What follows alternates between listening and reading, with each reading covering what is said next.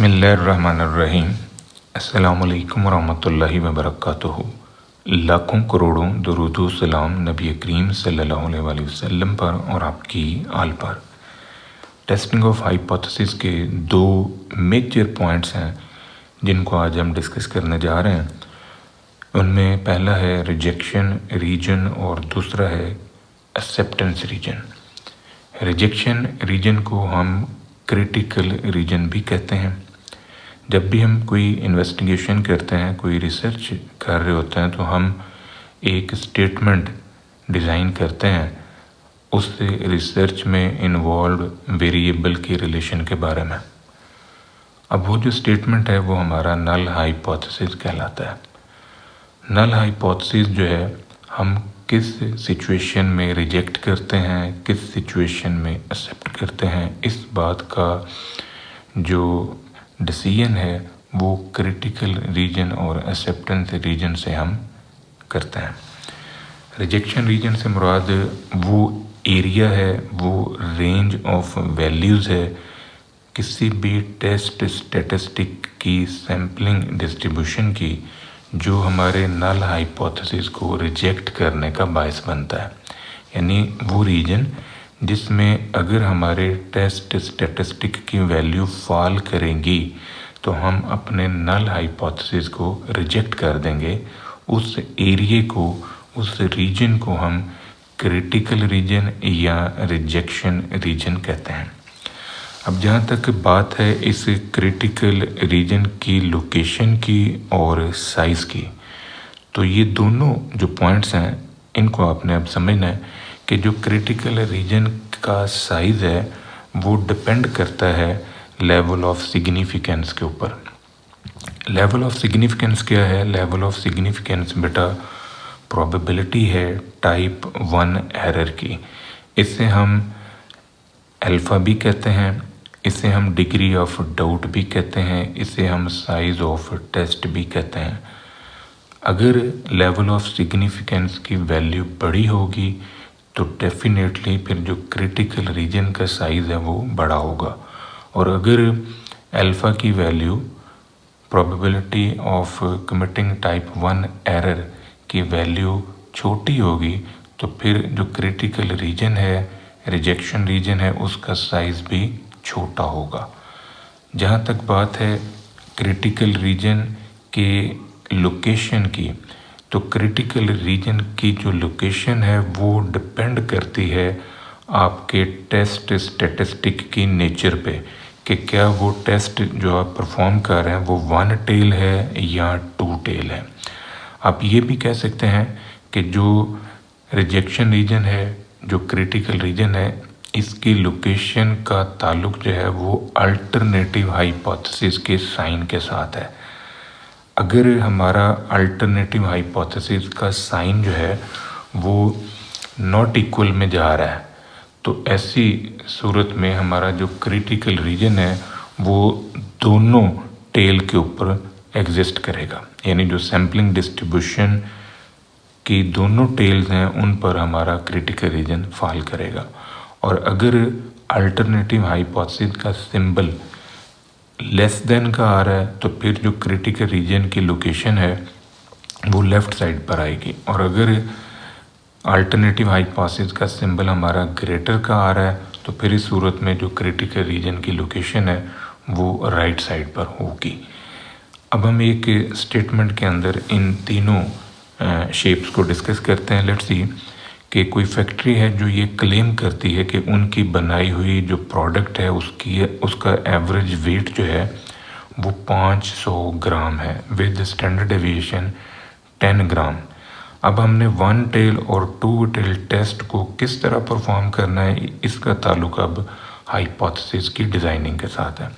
अगर हम ये हाइपोथेसिस टेस्ट कर रहे हैं कि कंपनी का जो क्लेम है कि एवरेज वेट उनकी बनाई हुई प्रोडक्ट जो है उसका 500 ग्राम है, यानी एग्जैक्टली 500 ग्राम है, तो फिर हमारा जो अल्टरनेटिव हाइपोथेसिस है वो नॉट इक्वल में आएगा। यानी अल्टरनेटिव हाइपोथेसिस है बेसिकली नल हाइपोथेसिस का कॉम्प्लीमेंट होता है। नल हाइपोथेसिस की अपोजिशन को हम अल्टरनेटिव हाइपोथेसिस कहते हैं। अगर यहाँ पर इक्वलिटी आई है तो फिर अल्टरनेटिव हाइपोथेसिस के अंदर इक्वलिटी नहीं होगी। इसी तरह अगर हम ये कहते हैं कि कंपनी या फैक्ट्री का जो क्लेम है कि जो उनकी बनाई हुई प्रोडक्ट जो है उसका एवरेज वेट एटलीस्ट 500 ग्राम है, एटलीस्ट आ गया मतलब कम अज़ कम इतना है, इट मीन्स कि 500 या 500 से ज़्यादा है, तो ये हमारा नल हाइपोथेसिस है। तो अब इसकी अपोजिशन जो है, इसका कॉम्प्लीमेंट जो है वो होगा कि इससे कम वेट है, यानी एवरेज वेट जो है वो इससे कम है, तो ये इसकी अपोजिशन में ये लेस देन का सिंबल आएगा। अगर हम ये कहते हैं कि कंपनी की बनाई हुई प्रोडक्ट का जो वेट है वो एटमोस्ट 500 ग्राम है, यानी ज़्यादा से ज़्यादा वो 500 ग्राम है, मतलब 500 ग्राम है या इससे कम है, तो अब इसकी अपोजिशन, इसका जो अल्टरनेटिव हाइपोथेसिस होगा उसमें हम लिखेंगे कि एवरेज वेट जो है वो 500 ग्राम से ज़्यादा है। अब इस सिंबल में, नॉट इक्वल के सिंबल में, हमारा जो क्रिटिकल रीजन है वो दोनों साइड पर आ रहा है। इस सिंबल में लेस देन की फॉर्म में हमारा जो क्रिटिकल रीजन है वो सिर्फ लेफ्ट साइड पर आ रहा है। इस सिचुएशन में ग्रेटर का सिंबल है अल्टरनेटिव हाइपोथेसिस का, तो जो क्रिटिकल रीजन है वो राइट साइड पर आएगा। अब आप नोटिस करें कि जब ये टू टेल टेस्ट है, टू टेल टेस्ट मीन कि आपका अल्टरनेटिव हाइपोथेसिस नॉट इक्वल में, यानी वैल्यू या इससे ज़्यादा है या इससे कम है, तो फिर क्रिटिकल रीजन दोनों टेल्स के ऊपर फॉल कर रहा है।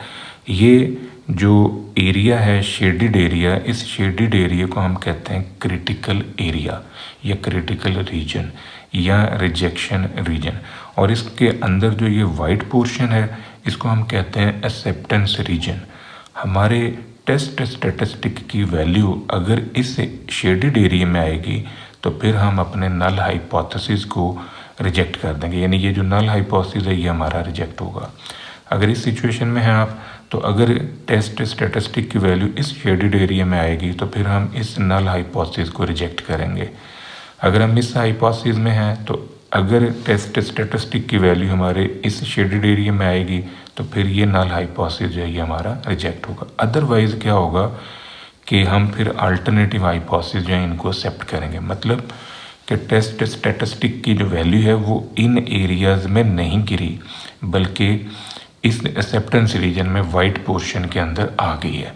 तो वाइट पोर्शन के अंदर आने की वजह से हम अपने नल हाइपोथेसिस को रिजेक्ट नहीं करेंगे बल्कि उसे एक्सेप्ट कर लेंगे।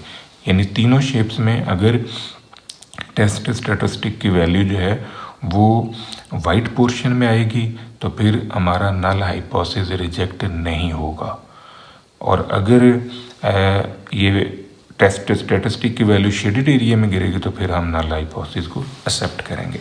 अब जो एक्सेप्टेंस रीजन है, जैसा कि अभी हमने तीनों डायग्राम्स के अंदर डिस्कस किया है कि एक्सेप्टेंस रीजन से मुराद वो रेंज ऑफ वैल्यूज़ है, टेस्ट स्टैटिस्टिक का वो एरिया है,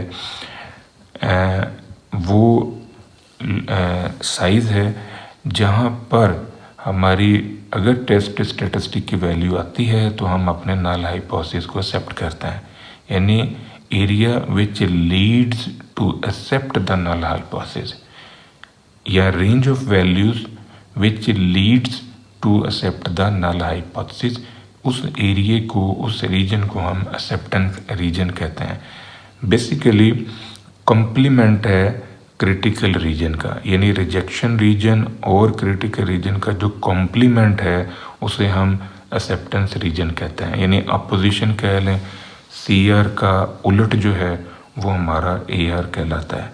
अब आपने ये समझना है बेटा कि जो हमारा रिजेक्शन रीजन है या जिसे हम क्रिटिकल रीजन कहते हैं, ये डायरेक्टली प्रोपोर्शनल है लेवल ऑफ सिग्निफिकेंस की वैल्यू के साथ। ये अल्फ़ा जो है ये लेवल ऑफ सिग्निफिकेंस की वैल्यू है, यानी प्रोबेबिलिटी ऑफ टाइप 1 एरर है, साइज ऑफ टेस्ट है, इसे हम डिग्री ऑफ डाउट भी बोलते हैं।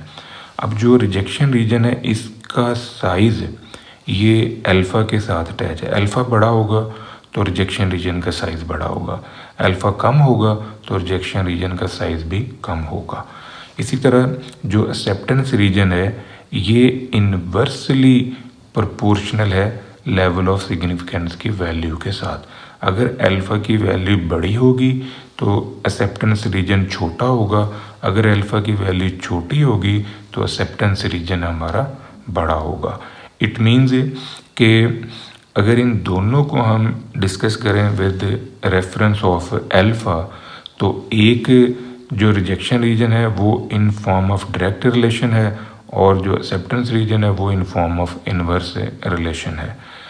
दूसरी ख़ास बात ये है कि जो एक्सेप्टेंस रीजन है ये प्रोपोर्शनल है डायरेक्टली लेवल ऑफ कॉन्फिडेंस के साथ। हम इसको इस तरह भी बोल सकते हैं कि जो एक्सेप्टेंस रीजन की वैल्यू है ये 1 माइनस अल्फ़ा के साथ अटैच है लेवल ऑफ कॉन्फिडेंस के साथ। तो जो लोकेशन है दोनों रीजन्स की वो जैसा कि हमने ऊपर डिस्कस किया है कि दोनों रीजन्स दोनों एरियाज़ की जो लोकेशन का ताल्लुक है वो अल्टरनेटिव हाइपोथेसिस के सिंबल के साथ है। टू साइडेड होगा सिंबल तो फिर क्रिटिकल रीजन दोनों साइड पर फॉल करेगा। वन साइडेड अगर हुआ हाइपोथेसिस का सिंबल अल्टरनेटिव हाइपोथेसिस का तो फिर क्रिटिकल रीजन आपका एक साइड पर फॉल करेगा। ये था बेटा आज का हमारा टॉपिक। दुआओं में याद रखिएगा। इंशाल्लाह अगली वीडियो के साथ फिर हाजिर होंगे। फ़ी अमान अल्लाह।